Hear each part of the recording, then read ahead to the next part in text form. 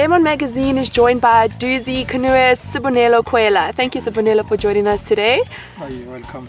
Sbonelo, tell us about the Martin Dre Academy and how it helped you discover your passion for paddling. Martin Dre Academy helped me a lot. He came in 2008 while I didn't have nothing to race on a high level. I didn't know nothing about how to compete on a high level. I was just a paddler who only wishing to finish Duzi. Then Martin came up. We trained so hard in 2008, training for Duzi 2009.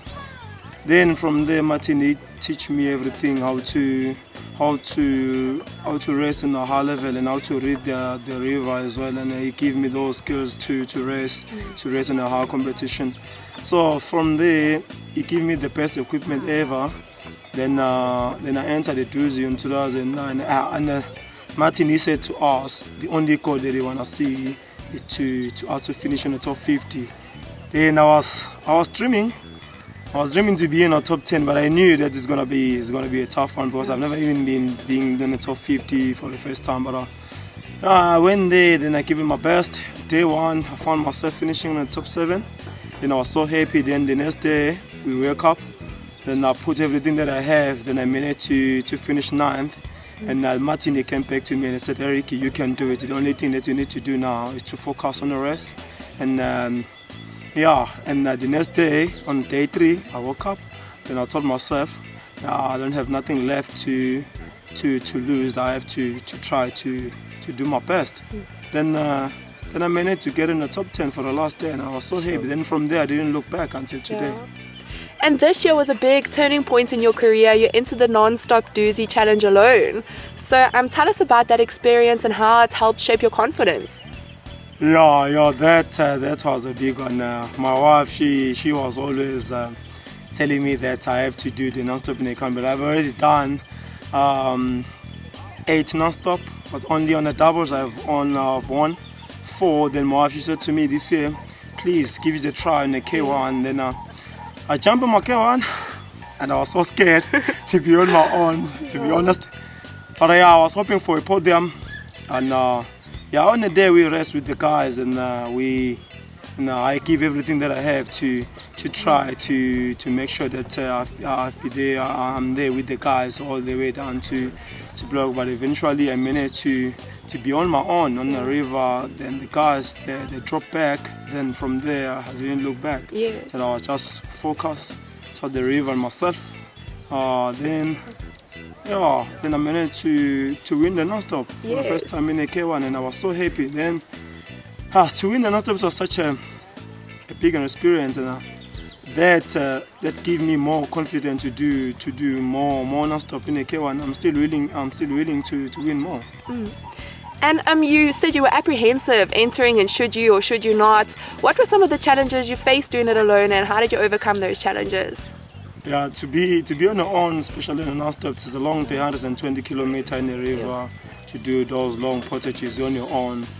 It was quite tough, especially to run with the port on your own. After Duzi, we were doing a K2 with my partner Barnett there, and I was on my own in the second week. It wasn't easy because I didn't even train for it to run in my K1.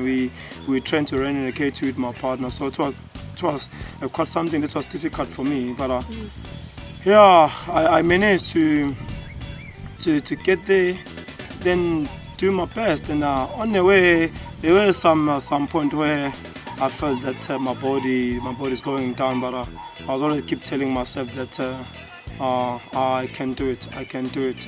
You can push to the finish on your own. You've been there. You've done that in the K2. So why not in the K1? You can do it. Then I think that's how I managed to go through it. And how much tougher was portaging alone? I don't know, lie. Definitely, they were very tough, and I couldn't imagine to run in my K1, and from the K2 to a K1, it wasn't easy, especially on non-stop. It's a long day on your own to do like 8 hours, 9 hours in the river. It wasn't easy. And now that you've identified and experienced this victory alone, do we have more individual races to look forward to in the future? Yeah, definitely there's more races I'm going to do in the K1, especially this year. It's the K1 season. I'm going to do more K1s. And my goal this year is to win Duzi.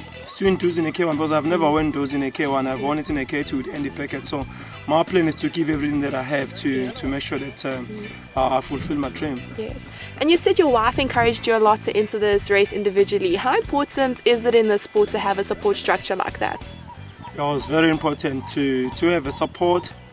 Especially to your family. If you do have a support, I think that is the best thing that we've never asked to have. It's very important. But to have my wife to support me, I think that give me a goal. Because if your wife or your partner doesn't support your sport, then that's becoming more difficult to your life. So I was so happy to have someone like her in my life to support me in the sport. Yes. And you know, Sbonelo, you see all this unfolding success and your dreams coming true. How do you hope from your own story and your own success to inspire maybe youngsters that are looking up to you and watching this moment of your career? I'm hoping to see the youngsters to follow my footsteps, my training that I'm doing, especially with the guys here showing the development. I'm hoping them to see everything that I'm doing, then take it from there. Sports can do everything for you. Look where I am today. I was living in the Valley of Thousand Hills, not having nothing on the plate, living in a poor background. But today, I've got everything that I was always complaining about to have in a life.